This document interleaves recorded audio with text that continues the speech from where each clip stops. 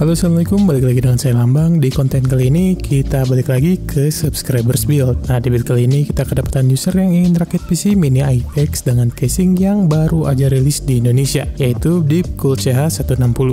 Casing ini emang lagi banyak banget sih diburu di market Indo karena emang harganya yang murah, tapi compatibility-nya yang benar-benar luas banget dan masih memiliki size yang cukup kecil dan compact di 19 liter aja. Nah, sebelum kita bahas lebih lanjut untuk pemilihan partnya, kita dengerin dulu beberapa pesan dari sponsor kita.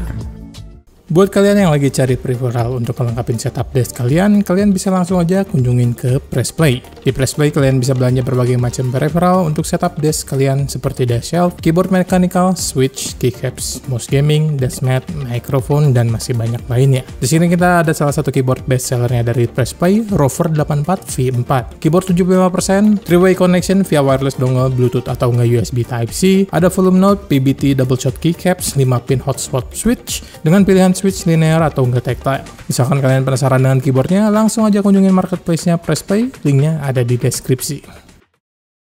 Nah, yuk kita mulai bahas pemilihan part list di build kali ini. Untuk prosesor, di build ini kita memilih prosesor dari AMD Ryzen 5 7500F. Kembali lagi kita memakai prosesor ini karena emang prosesor ini yang benar-benar paling worth it banget untuk saat ini, untuk gaming, editing, dan juga multitasking. Karena emang harganya udah mulai cukup murah banget dan performanya yang udah kencang. Prosesor ini memiliki 6 core dan juga 12 thread dengan TDP rating di 65 watt. Jadi prosesor ini masih termasuk prosesor yang masih tergolong irit daya juga ya. Tapi misalkan kita ingin performanya lebih keluar, di prosesor ini juga kita bakalan bisa nge-overclocking juga. Misalkan kalau kita memakai motherboard B650 kalau nggak X670.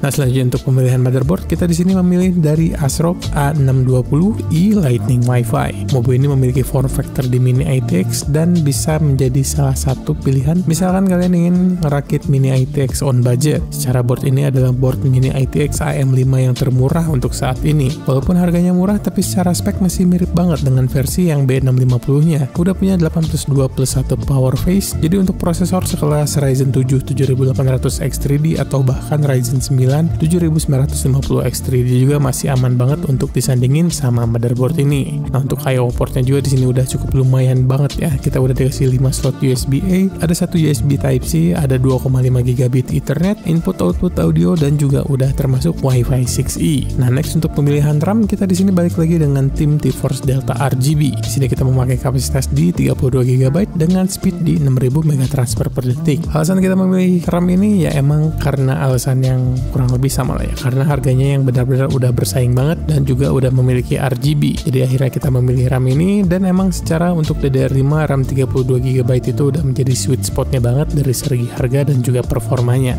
Nah, selanjutnya kita berpindah lagi ke SSD. Kita lagi-lagi pakai Adata XPG GameX S70 Blade. Kita di sini memakai kapasitas di 1 TB. Seperti yang udah kalian tahu, karena emang SSD ini kita selalu pilih karena emang price performance-nya yang udah oke banget. Untuk read speed-nya kita bisa ngedapetin up to 7400 MB per detik, dan untuk write speed-nya kita bisa ngedapetin up to 6400 MB per detik.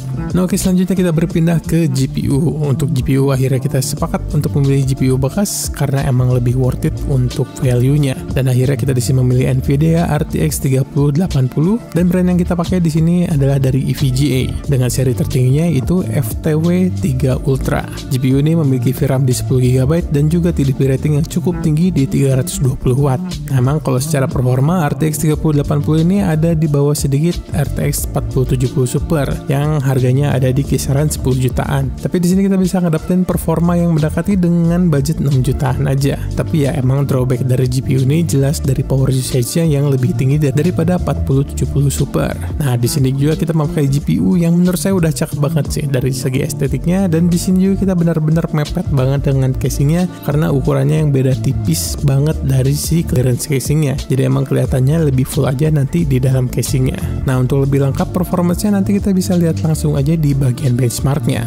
Nah, next kita berpindah lagi ke CPU cooler. Untuk CPU cooler kita di sini memakai dari Deepcool AK620 digital. Kita sengaja memilih cooler yang BV seperti ini karena emang usernya ingin ngedapetin looks yang benar-benar padat banget. Sempat bingung antara Assassin 4 atau enggak AK620, tapi akhirnya kita memakai AK620 digital ini. Nah, untuk kalau secara dari performance ya udah jelas banget ya, cooler ini emang termasuk overkill untuk prosesor yang dengan TDP 65 watt. Karena cooler ini sebetulnya capable banget untuk kedinginin prosesor yang punya TDP 200 watt lebih. Nah, secara coolernya ini udah memiliki desain dual tower, dual fan, dan juga udah memiliki 6 buah heat pipes. Jadi emang bukan cooler yang biasa-biasa aja yang kita pakai. Dan emang dari segi desainnya juga ini kita pilih ini karena emang clean banget, dan ditambah juga ada cover digital yang ngebuat bisa nambah nilai tambahan untuk poin estetiknya. Nah, selanjutnya kita berpindah lagi ke power supply. Di sini kita memilih power supply dari FSP Dagger Pro. Di sini kita memakai kapasitas di 850 watt. Power supply ini juga udah memiliki sertifikasi 80 plus gold dan juga memiliki support ATX 3.0 dan juga PCIe 5.0.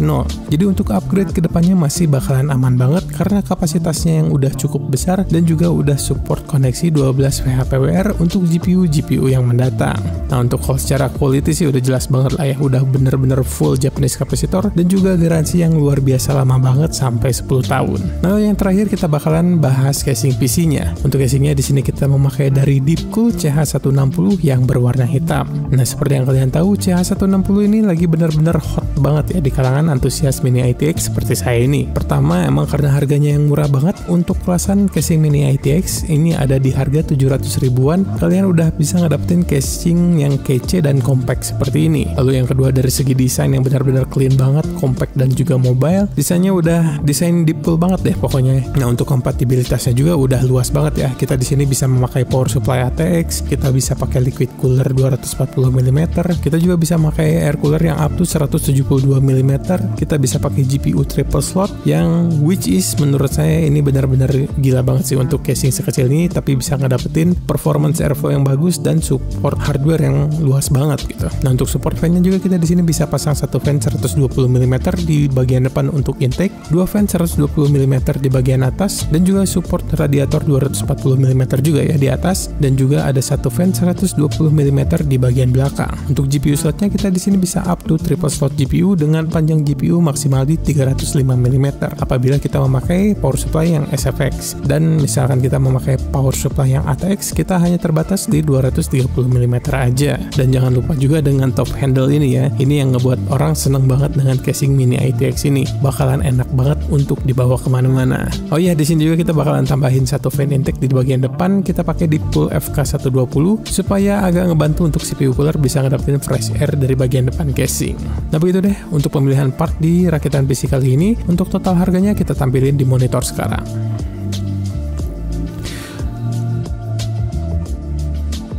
Nah, begitu untuk total harganya, langsung aja kita rakit PC-nya.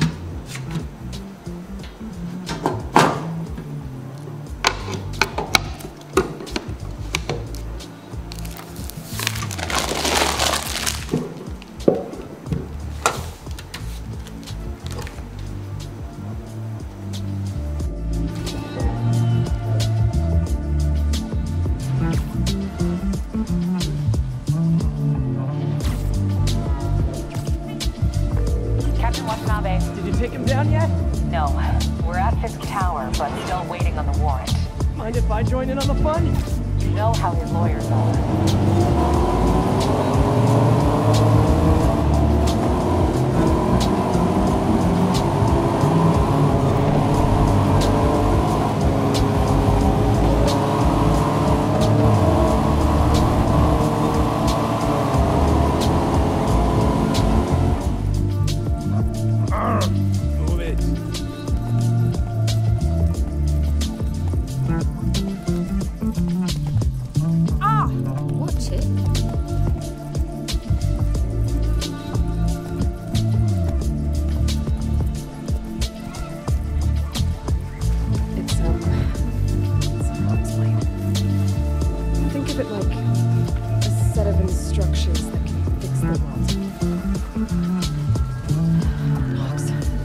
Salvaging machine carcasses as usual.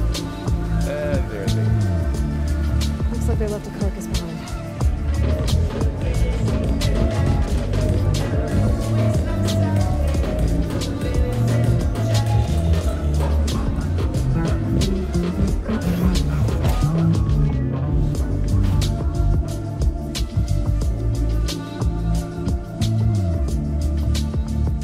Alhamdulillah buildnya udah beres. Jadi gimana nih menurut kalian? Kalau menurut saya build ini sih udah bener-bener kece banget ya. Kombinasi casing, cooler, dan juga GPU yang ngebuat looks build ini bener-bener full banget. Sampai benar-benar susah cari space untuk rapiin kabel sekalipun ya. Udah gitu dari segi performance juga yang bisa dibilang udah worth it banget ya. Untuk gaming di 2K dan di 4K kita udah bisa ngedapetin FPS yang udah cukup smooth banget dan juga playable yang pastinya. Nah kalau dari segi temperatur kita juga di sini masuknya ke kategori aman banget sih. Untuk GPU dan CPU kita mentoknya masih di kisaran 70 derajat aja dan nggak lebih dari itu. Nah sebetulnya ini tuh udah termasuk bagus banget sih untuk casing Mini ATX yang udah cukup padat gini. Nah kalau misalkan kita bicara desain dan look sih emang benar-benar udah cakep banget ya. Clean, compact, penuh banget kelihatannya, tapi masih tetap kelihatan elegan dan kalem banget. Dari pemilihan part juga yang nggak terlalu banyak RGB, jadi ngebuat kesan buildnya makin kalem dan nggak terlalu heboh. Dengan tambahan handle yang ngebuat casing ini enak banget untuk dibawa ke sana kemari. Dan juga yang pastinya untuk harganya yang ada di 700 ribuan juga, dengan support hardware yang banyak banget yang bisa masuk ke casing Mini ATX ini, bisa ngebuat pasar casing Mini ATX ketar-ketir banget sama si casing Deepcool CH160 ini. Nah begitu sih kalau menurut saya untuk rakitan PC Deepcool CH160 kali ini. Kalau menurut kalian kayak gimana? Langsung aja komentar di bawah ya. Nah apabila misalkan kalian ada pertanyaan tentang seputar rakit PC atau nggak ingin rakit PC di channel ini, langsung aja bisa kontak saya. Untuk detail kontaknya ada di deskripsi. Dan terima kasih banget untuk kalian yang udah nontonin konten ini. Semoga kontennya bermanfaat dan juga bisa menginspirasi kalian. Nama saya Lambang, sampai ketemu lagi di video selanjutnya. Assalamualaikum warahmatullahi wabarakatuh.